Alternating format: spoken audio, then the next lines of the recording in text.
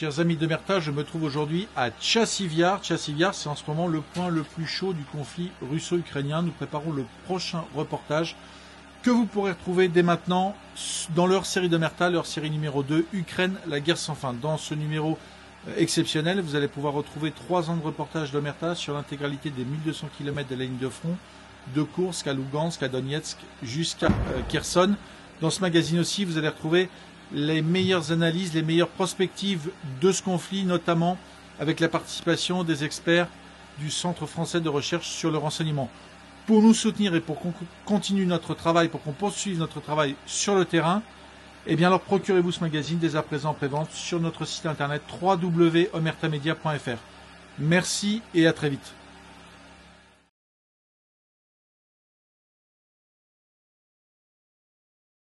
Bonjour à tous et bienvenue dans cette émission spéciale. Aujourd'hui, on reçoit Régis Le Sommier et Julie Perron pour nous parler de leur documentaire. Bonjour Clara. Bonjour Clara. Alors, sous le ciel de feu, les Français de Poutine, on a demandé à nos abonnés de nous envoyer plusieurs questions et on va justement débattre sur ces questions ensemble. Allez. Ça nous va, super. C'est parti. Alors, première question, par quels moyens vous rendez-vous sur le front?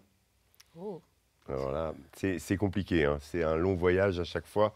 Cela dit, cette fois-ci, nous sommes passés par Tbilissi, qui est la capitale de la Géorgie. Il a fallu récupérer un vol en correspondance pour Moscou, donc Paris-Tbilissi, Tbilissi-Moscou, parce qu'il faut rappeler à ceux qui nous regardent que les voyages en Russie ne peuvent pas se faire directement aujourd'hui. Il n'y a plus de vol Paris-Moscou depuis longtemps. Donc, il y a plusieurs routes. Donc, celle-là a été relativement courte. Courte, ça veut dire que ça nous a pris 15-16 heures. Parfois, ça nous prend un jour et demi. On peut passer par Tallinn en Estonie, traverser la frontière à Ivangorod, ensuite aller à Saint-Pétersbourg, Moscou, et ensuite dans le Donbass, c'est ce qu'on fait habituellement.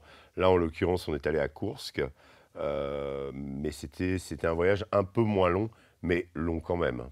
Oui, parce qu'en plus, on va jusqu'à Moscou et après, pour aller sur le front, il y a encore des heures et des heures de voiture. Et puis le retour a quand même été plus compliqué. Régis, on a passé 24 heures. Oui, 24 heures le retour. Des problèmes d'avion parce qu'il y avait de la neige sur Paris. Donc on a failli même atterrir en Belgique. Finalement, on a atterri quand même à Paris. On est aussi passé par la Norvège. Stockholm. Stockholm.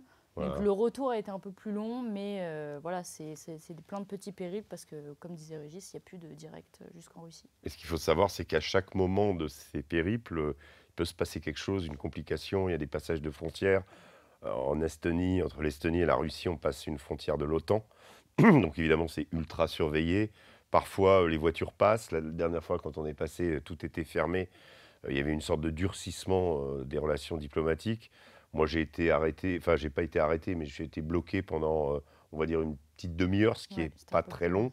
Julie a pu passer, ils ont dû vérifier un truc, parfois on ne sait pas très bien. On peut être arrêté aussi sur la route, questionné, ça arrive assez fréquemment. Très bien. Alors là, on a une question qui revient souvent sur YouTube aussi, c'est Sergueï, donc votre personnage principal du documentaire. Est-ce qu'il est franco-russe ou franco-ukrainien ? C'est vrai que les gens ont du mal à comprendre parce que l'histoire de Sergueï, elle est très, très, très particulière. Il est né dans le Donbass, donc en Ukraine, et sa mère est ukrainienne. Et en fait, il a décidé de combattre côté russe. Donc les gens s'y perdent. Aujourd'hui, il a la nationalité russe qui lui a été donnée parce qu'il combat côté russe. Mais d'origine, il est ukrainien. Mais il fait partie de ces Ukrainiens qui s'identifient plus à la nationalité russe qu'ukrainienne aujourd'hui. En fait, c'est toute la complexité de l'Est de l'Ukraine et toute cette guerre qui ne date pas de 2022, mais qui date depuis le Maïdan, c'est-à-dire 2013-2014. Et Sergueï, en fait, dans les années 90, a fait ses études en France. Il a été au Prytanée militaire de la Flèche parce que son père est français. Donc il est venu faire ses études en France. À l'époque, Lugansk, la ville d'où venait sa mère, faisait partie de l'Ukraine. À partir de 2014, et c'est ça qui a été déterminant pour lui, il y a eu la guerre dans le Donbass. Lugansk a été bombardé. Et il a décidé, après 2 voyages, de prendre fait et cause pour les séparatistes de l'Est, c'est-à-dire ceux qu'on désigne comme étant pro-russes, mais à l'époque, même la Russie ne les reconnaissait pas. Enfin, il a servi comme milicien. Donc en fait, ce qui est très intéressant, c'est qu'il a cette nationalité française, cette nationalité russe qu'il a eue très tardivement, je crois, simplement en septembre dernier. Donc il a combattu pour la Russie. Et au départ, il a combattu pour l'Est de l'Ukraine, en fait, pour le Donbass. Donc il a une vision de la guerre qui est très intéressante parce qu'il a été à tous les tournants de cette guerre. Et on le retrouve en chef droniste, c'est-à-dire ayant cette spécialité justement de cette arme qui est devenue la clé de voûte du champ de bataille. On va expliquer un peu pourquoi, à quel point elle a comment façonné la guerre aujourd'hui. Et Sergueï, après avoir été dans l'infanterie, comme beaucoup de ceux qui servent aujourd'hui dans les drones, a choisi cette spécialité. Et donc il a fait un peu toutes les batailles, il a vécu tous les épisodes de cette guerre en Ukraine. Mais il reste français et c'était assez intéressant d'être avec lui pour ça, parce que on n'avait pas besoin de traducteur quand il fallait nous expliquer une manœuvre, quelque chose. Vraiment un documentaire passionnant et assez unique de ce point de vue-là, de pouvoir approcher le front de cette façon avec un Français complètement intégré dans cet univers, puisque c'est son pays maintenant. Voilà. Puis il représente bien justement toute la complexité de ce conflit, Mm. parce qu'il était côté ukrainien au début, aujourd'hui il combat Oui, totalement côté il russe. avait sympathisé Bien avec les sûr. nationalistes ukrainiens au Donc départ. ça montre bien que c'est pas toujours non plus noir ou blanc, et même lui a été perdu à un moment donné et a transitionné finalement côté russe. Donc Et pour rajouter une chose, c'est qu'il a un de ses oncles qui combat côté ukrainien. encore aujourd'hui. Donc il peut potentiellement tuer son oncle, ou son oncle peut le tuer. Il s'agirait quand même quelque part d'une guerre civile. Moi, j'ai toujours à l'esprit cette phrase d'André Malraux qui disait la guerre civile est la pire des guerres parce qu'on connaît celui qu'on tue. Bah là, beaucoup d'Ukrainiens savent qui est en face, y compris des officiers qui ont servi à l'époque soviétique, dans les mêmes unités, ont fait les mêmes cours d'officiers supérieurs pour certains, et qui se retrouvent certains côté ukrainien, certains côté russe. Voilà. D'ailleurs, pour ceux qui nous regardent, vous pouvez retrouver l'intégralité de cette interview de Sergueï Munier sur notre YouTube. Une autre question également sur Sergueï. Les Français qui combattent dans sa brigade, dont Sergueï, perdent-ils la nationalité française? Non. Alors, je pense que non. La caractéristique de Sergueï en lui-même est assez intéressante. D'ailleurs, il le dit dans l'interview, c'est qu'il ne correspond pas à la définition de mercenaire. S'il était mercenaire, c'est celui qui va combattre pour une terre, pour de l'argent, sur une terre qui n'est pas la sienne. Là, c'est difficile de dire que le Donbass n'est pas la terre de Sergueï, puisque sa mère est née à Lugansk et une partie de sa famille y réside. Donc il y a une ambiguïté. C'est vraiment un cas particulier. Maintenant, il y a d'autres Français qui sont venus le rejoindre, en particulier un certain Gauthier, qui n'a pas souhaité s'exprimer devant nos caméras, mais avec qui nous avons discuté. Là, c'est plus, on va dire... D'abord, il y a l'aura de Sergueï qui est connue et ce qu'il est en train de faire. Et bon, lui l'a rejoint parce que il voulait combattre, il voulait venir combattre du côté russe. Alors, il ne perd pas, ni l'un ni l'autre ne perdent leur nationalité pour autant. Maintenant, c'est bien plus difficile, évidemment, et Sergueï semblait avoir beaucoup de chagrin sur le fait de potentiellement jamais revoir la France. Oui, il ne savait pas s'il pouvait revenir, tout simplement parce que il est passé au début de la guerre sur pas mal de plateaux télé, il a été très critiqué, très pointé du doigt, et aujourd'hui il nous a clairement dit il ne sait pas s'il essaye de revenir en France voir sa famille, si il sera accepté, ou s'il sera arrêté, ou s'il sera renvoyé en Russie. Il n'en a aucune idée en fait.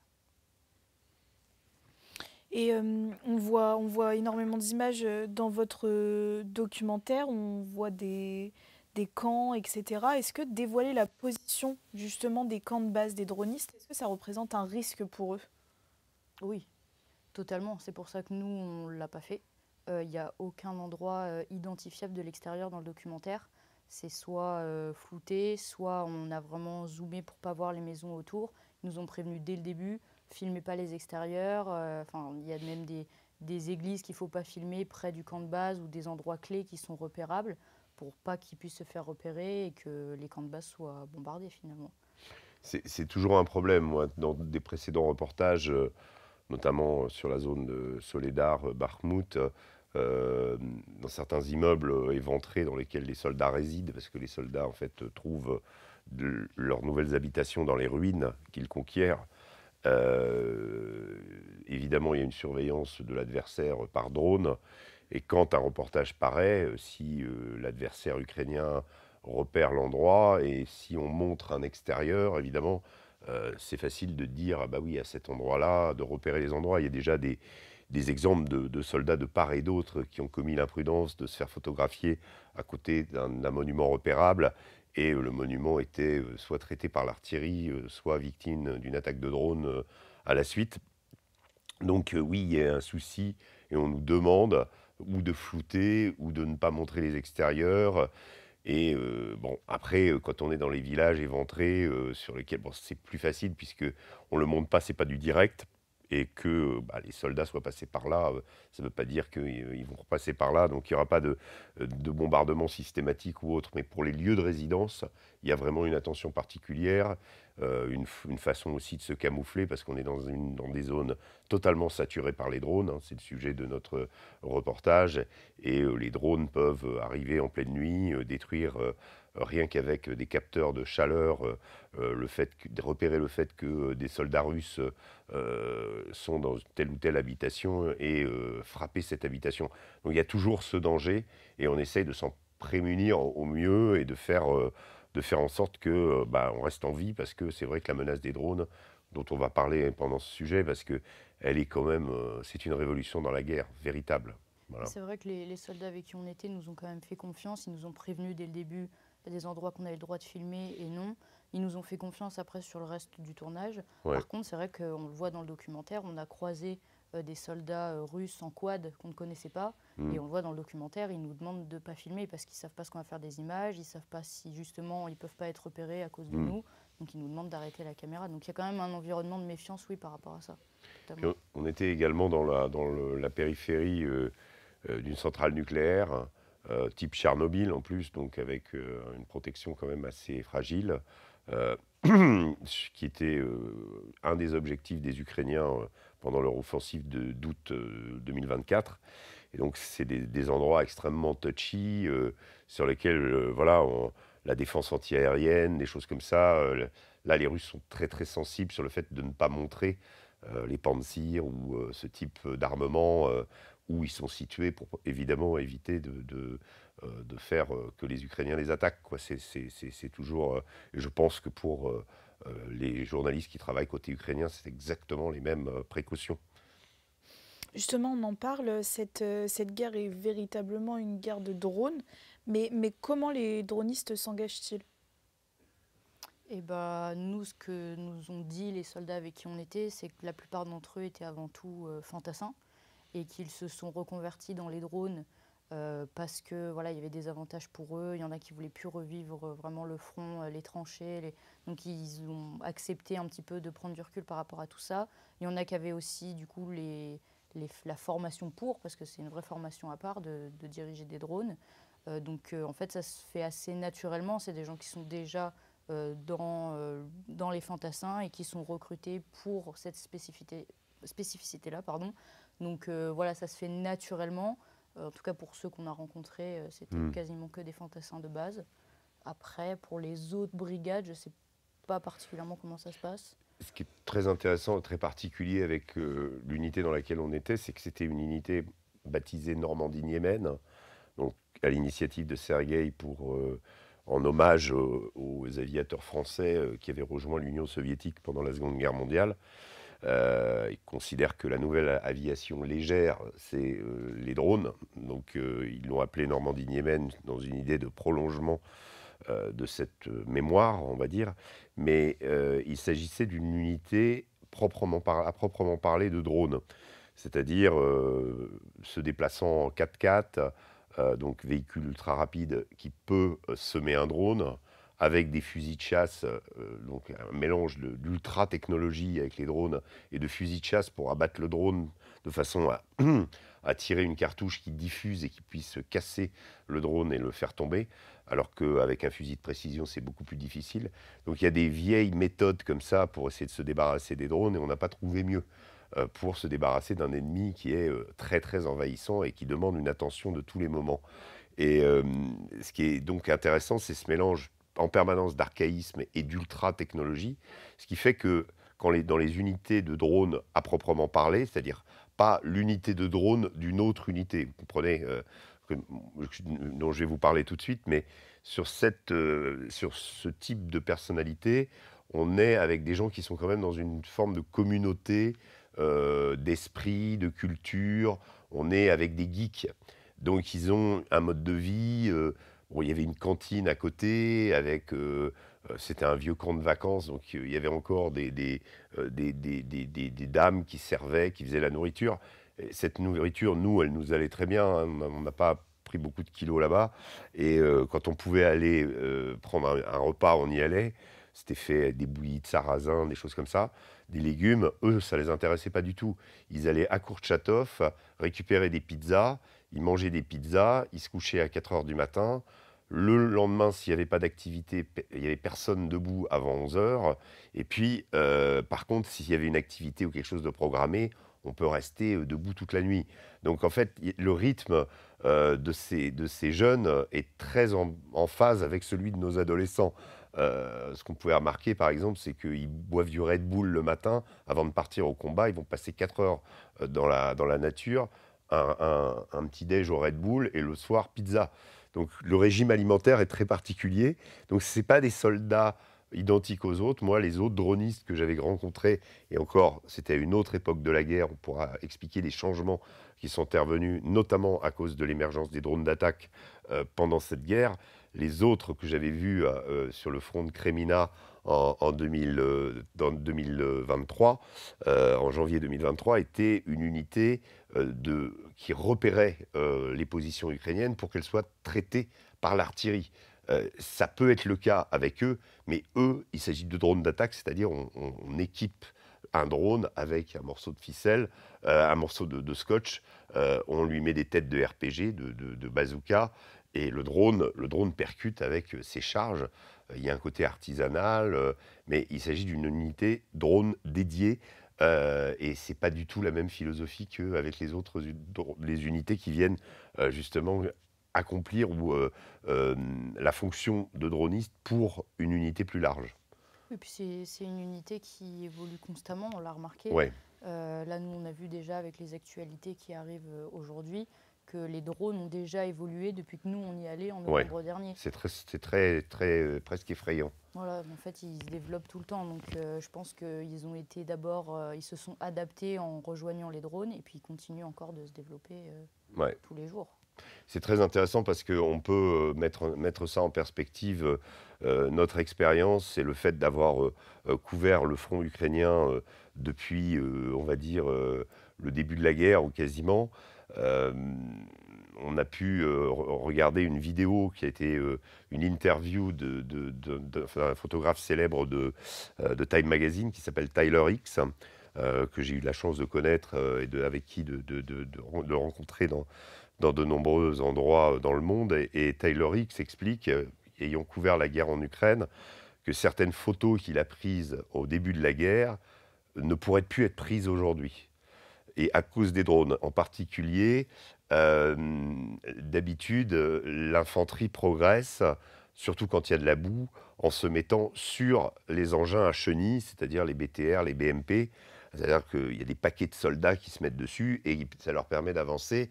Donc il y a environ une dizaine de soldats en haut. Il y a des soldats, comme c'est des engins de transport, il y a des soldats à l'intérieur.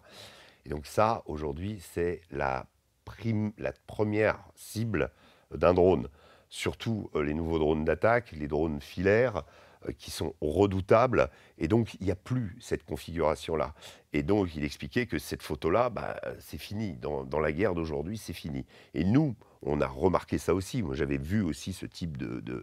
Aujourd'hui, quand on évolue dans un théâtre, on a passé une dizaine de jours, on est rarement avec plus de 5-6 soldats. Il n'y a pas du tout de rassemblement. Moi, j'avais fait des rassemblements sur des unités de Cosaques où il y avait 100 mecs qui étaient même une levée d'armes, parfois des distributions de médailles, etc. Tout ça, c'est terminé. La guerre sur le front aujourd'hui, c'est 5-6 hommes maximum qui se planquent, qui sortent le plus rapidement possible, avec des brouilleurs sur leur voiture, avec des fusils pour chasser le drone s'il arrive, énormément de quads et de motos, déplacement ultra rapide. Et puis, on utilise les drones au maximum.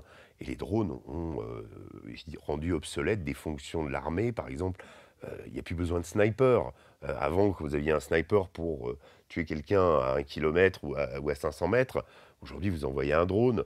La reconnaissance aussi. Vous envoyez le drone à la place de risquer la vie de vos soldats. Donc, ça change complètement la configuration. Les concentrations d'artillerie, les combats d'artillerie, les concentrations d'infanterie, pardon, sont complètement réduites. Il n'y a plus des grandes confrontations. Et puis pour ce qui est de l'arme blindée, eh bien le char se planque dans les forêts, les BTR, les soldats se planquent sous des tentes, c'est nouveau, ou sous la terre, pour essayer justement d'échapper à cette menace permanente des drones. Donc toute la configuration du champ de bataille a complètement changé. C'est vrai que même ces rassemblements, finalement, on les voyait au camp de base. Ils ne dorment pas à plus de 4 ou 5 par chambre. Ils sont répartis vraiment dans plusieurs bâtiments sur le même camp de base parce qu'ils savent qu'il y a des drones qui les repèrent et que, en fait, s'il faut taper une baraque, il y aura malheureusement 5 soldats dedans. Mais avant, comme ils étaient beaucoup plus nombreux, ça fait moins de dégâts. Et enfin, voilà, ils se répartissent un peu partout pour éviter les rassemblements. Et quand vous étiez sur place, comment les actions sont-elles coordonnées avec les autres troupes déjà sur le terrain, par exemple? Ouais, ça, c'est assez difficile de le ressentir parce qu'en fait, quand on ne parle pas la langue, on sait qu'ils partent avec des objectifs. Donc là, on n'est pas autorisé, nous, à assister à la réunion à l'état-major dans laquelle les objectifs vont être définis. On sait simplement quand on arrive sur le terrain avec eux, on est en lisière de forêt, ils mettent une antenne à 10 mètres sur un arbre pour pouvoir capter le signal du drone jusqu'à 20 km en gros. Donc ils multiplient la distance et ils ont un objectif, en l'occurrence, quand on y était, c'était deux stations-service de la périphérie de Souja, qui est l'endroit de référence des Ukrainiens, qui est leur QG en fait. Oui, puis ils y cachaient des blindés occidentaux en plus le jour de l'intervention. Oui. C'est pour ça qu'ils voulaient avoir explosé cette cible-là. Oui, c'est ça en fait. Donc, et il y a eu, ils ont envoyé 4 drones et il y a 2 qui ont atteint leur cible et 2 qui n'ont pas atteint leur cible. Donc il y a aussi de la perte. Ça dépend du vent, ça dépend de la charge aussi, du poids du drone par rapport à la batterie. Donc il faut toujours avoir ces paramètres-là en mémoire. Et puis à la qualité des caméras dont on a remarqué que depuis, elle a largement augmenté. C'est-à-dire que les drones d'attaque tels que eux les utilisaient il y a 3 mois avaient une qualité de caméra assez médiocre. Aujourd'hui, on a vu des choses, même en infrarouge, ça c'est assez classique, mais même en plein jour, où là, ils peuvent discerner mais exactement ce qui se passe, pénétrer à l'intérieur d'une tente, réorienter leur charge et taper l'objectif en fonction de ce qui a été décidé par le type qui commande le drone. C'est très très impressionnant la progression et la qualité de vision que n'avaient pas les drones FTP qu'ont pu... FPV, pardon, qu'ils pouvaient utiliser à l'époque. Ils n'étaient pas encore, ils n'utilisaient pas des drones filaires. Là, apparemment, c'est devenu massif chez les Russes. Donc, ce qu'on remarque, c'est que dans cette guerre, il y a une progression incroyable jusqu'à voir dans les zones de Chassiviar des routes entières, des routes d'approvisionnement de logistique russe, entièrement couvertes, toute la rue entièrement couverte de filets pour pouvoir permettre le transit des véhicules sans avoir la menace des drones. Donc des filets qui couvrent comme des allées à certains endroits pour pouvoir se protéger des drones. Pour revenir à ces histoires de caméras, c'est vrai que moi je me souviens qu'ils nous ont expliqué qu'à l'époque, du coup en novembre 2024, à l'époque c'est pas si vieux que ça, mais ils ont déjà bien évolué. 3 mois.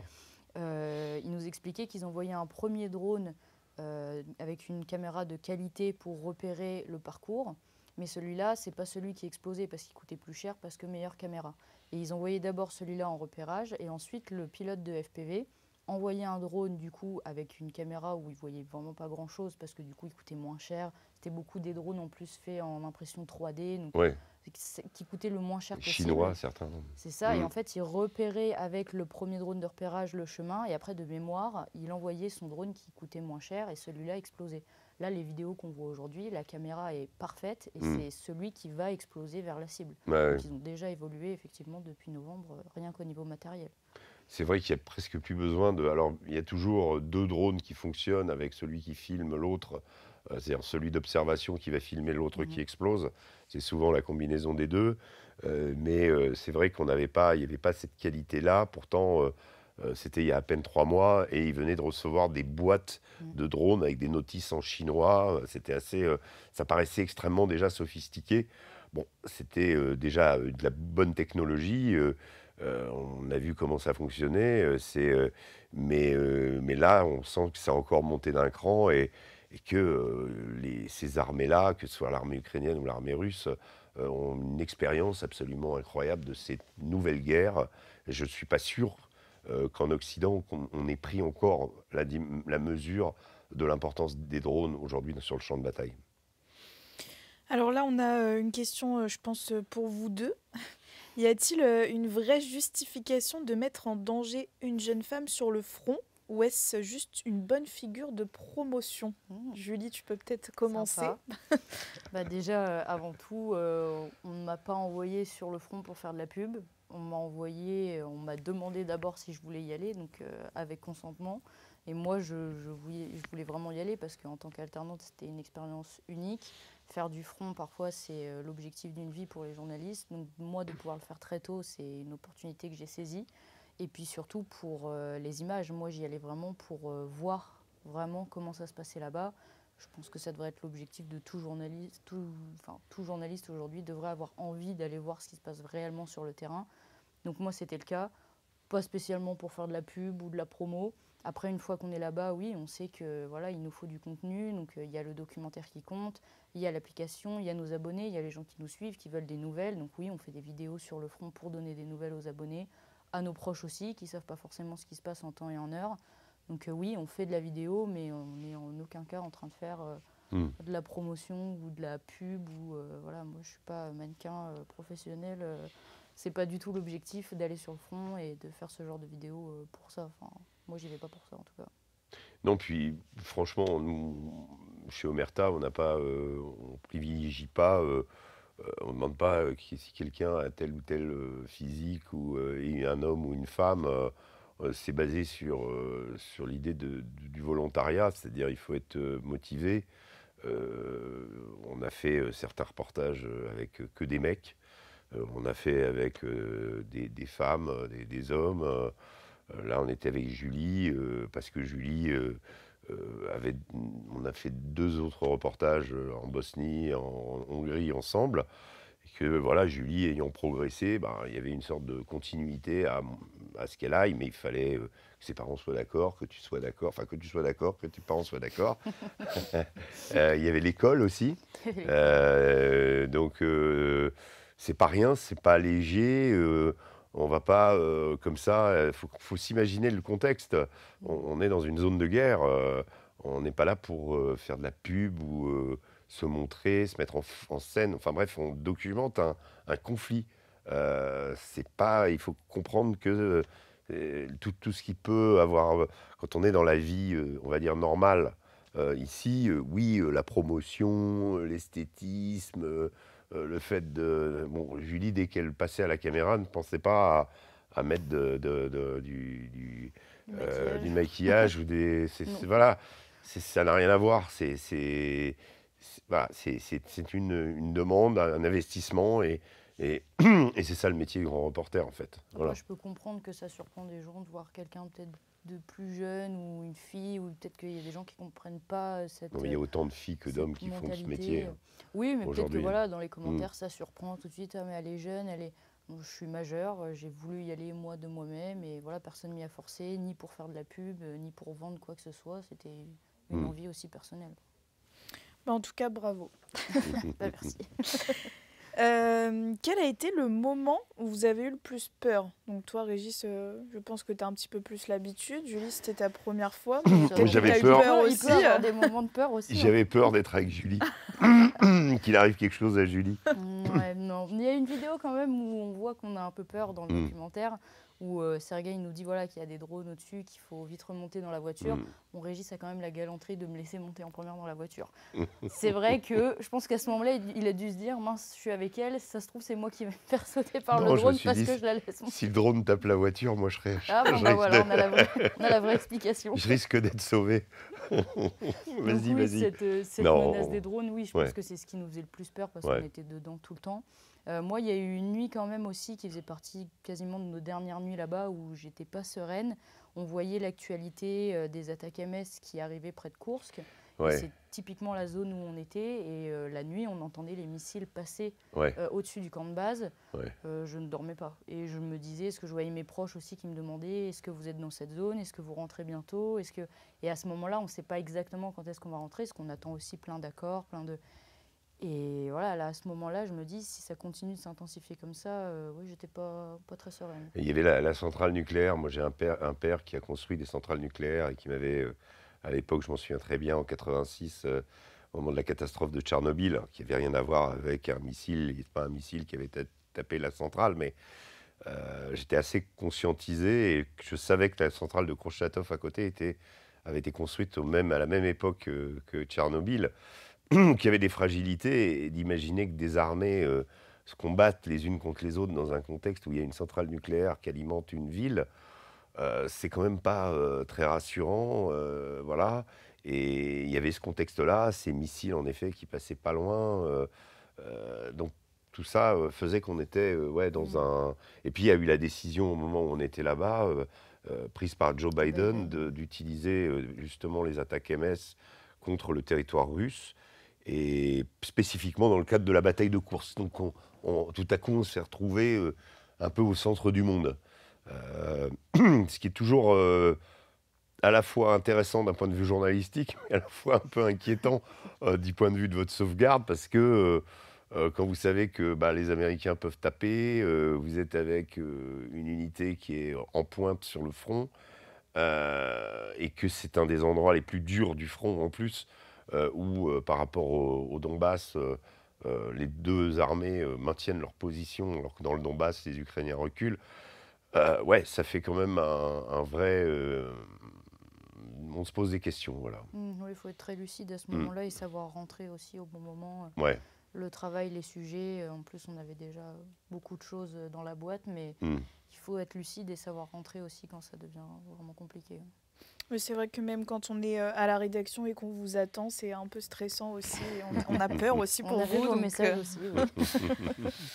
Alors, on a une dernière question qui revient souvent d'ailleurs. Si notre président Charles d'Anjou nous écoute, avez-vous été payé par la Russie pour ce reportage?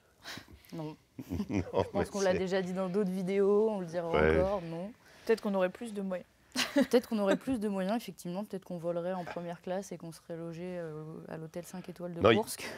Justement, il faudrait que les gens se rendent compte de... On a fait des making-of, d'ailleurs je vous recommande de le regarder, le nôtre, qui donne un petit côté un peu moins... parce que tous les moments ne sont pas angoissants, il y a des moments sympas, il y a des moments voilà, mais on montre un petit peu l'envers du décor, c'est-à-dire parfois là où on dort, les lits, les conditions, on n'est pas... La nourriture, qui est spartiate, mais... enfin, il n'y a pas une limousine qui vient nous chercher et on n'est pas dans le 5 étoiles. Et je pense aussi que sur la question de l'attitude des soldats, même s'ils sont très sympathiques, mais moi j'ai fréquenté beaucoup d'armées dans le monde, enfin j'ai fait beaucoup de sujets sur des conflits, les soldats sont toujours assez accueillants avec les journalistes. Là, il y a un accueil, mais il n'y a pas non plus... ils ne sont pas là à nous dire « Ah, venez, vous allez voir, ça va être super ». Non, en fait, on s'intègre dans une unité, ils nous font de la place, mais on sent bien que par rapport à leur mission, ils savent qu'il faut communiquer, ils savent que pour eux, voilà, on va montrer ce qu'ils font. Mais du point de vue de l'efficacité de ce qu'ils doivent faire, on est plutôt des boulets. On est 3, il faut qu'ils nous logent, il faut qu'ils nous donnent à manger. Enfin, dans un contexte de guerre, et puis parfois, sur certains moments, il n'y a qu'une seule personne qui peut y aller, parce qu'il n'y a pas assez de place. Et donc tout ça fait qu'il y a des contraintes énormes, et qu'on n'est pas toujours... voilà, on est dans des circonstances exceptionnelles, dans des endroits où on n'en a rien à faire. On n'a rien à faire à ces endroits-là, si ce n'est d'être journaliste et de faire notre métier. Tout ça, bon, après, je ne vois pas pourquoi on serait payé par la Russie. On montre que ils ne sont pas parfaits, on n'est pas à dire super, cette guerre est fantastique, machin. Moi, je n'ai pas arrêté de plaider pour que cette guerre s'arrête depuis que je la couvre, comme toutes les guerres que j'ai couvertes, parce que je trouve ça horrible. Je trouve que des gens qui ont des enfants comme moi vont mourir. Je trouve ça atroce. Voilà. Et il n'y a pas voilà. Donc maintenant, je ne fais pas d'équivalence entre les deux camps. S'il faut dire que les Russes ont agressé, oui. Maintenant, cette guerre, on s'en rend compte, a des implications bien plus profondes que simplement une agression russe contre l'Ukraine le 22 février 2022. On est dans un contexte qui est très compliqué. On expliquait justement le fait que de part et d'autre, les gens ont des familles en face, que c'est un peu une guerre civile, que l'identité ukrainienne, elle est compliquée, que l'identité russe, elle est compliquée, que les deux sont imbriqués, et qu'il n'y a pas un camp qui est le bien et l'autre qui est le mal de façon absolue, et que même si les Russes sont les agresseurs, pourquoi devraient-ils nous payer pour être avec eux, pour les montrer?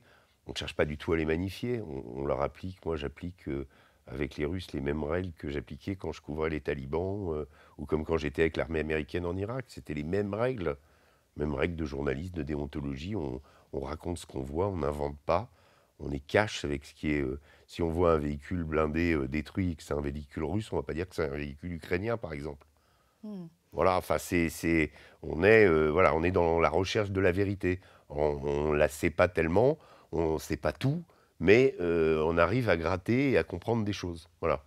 Oui, puis cette question de est-ce qu'on est payé par les Russes, est-ce qu'on est russe? Moi, j'ai déjà vu plein de commentaires où les gens pensent même que je suis russe et que je fais de la propagande russe.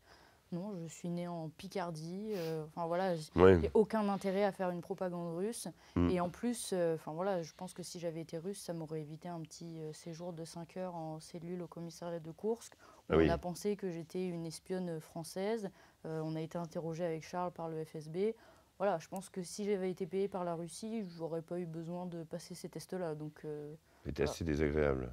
Très désagréable, oui, 5 heures en cellule à attendre, on ne sait pas du tout, en plus moi je parle pas du tout la langue, pour une russe c'est surprenant, visiblement, mais je parle pas du tout la langue. Je parle pas russe. Hein. Donc en fait on comprend pas ce qui se passe, on attend, c'est interminable, on voit des hommes en costume rentrer qui continuent de parler russe, qui mentionnent mon nom, qui regardent mon passeport, donc oui c'est choquant comme expérience et ça prouve quand même qu'eux-mêmes se posent la question de pourquoi je suis là-bas. Donc si j'avais été payée pour aller faire des reportages là-bas, cette question ne se poserait même pas. Eh bien, merci beaucoup à tous les deux pour votre témoignage. J'invite tous ceux qui nous regardent à regarder votre making-of et votre documentaire également sur notre application. Oui, puis on peut rappeler, Régis, qu'il y a le nouveau hors-série du coup qui va bientôt sortir, qui est déjà disponible en pré-vente. Il est beau. Hors-série, Ukraine, la guerre sans fin. 3 ans de guerre, avec tous les reportages qu'on a fait depuis le début. Plein de choses, plein de sujets intéressants. Si les drones notamment vous intéressent, il y a aussi des choses techniques pour les passionnés de ces évolutions. Et puis il y a plein de choses, il y a des reportages, il y a un reportage sur Tchassiviar aussi qu'on a évoqué, également donc le ciel de feu. Et justement si on le retourne. Et voilà, sous le ciel de feu, il est là aussi. Il y a un article spécialement pour ce reportage-là. Il y a Tchassiviar aussi. Il y a des photos, il y a de l'expertise. Il y a, en plus, voilà, on est en partenariat avec le CF2R qui nous donne leurs analyses pointilleuses. Donc voilà, il y a plein de choses comme d'habitude à voir, très intéressantes. Déjà disponibles en prévente sur notre site internet et très bientôt dans les kiosques. On vous communiquera la date dès que possible. Voilà. Merci beaucoup. Merci à toi, Clara.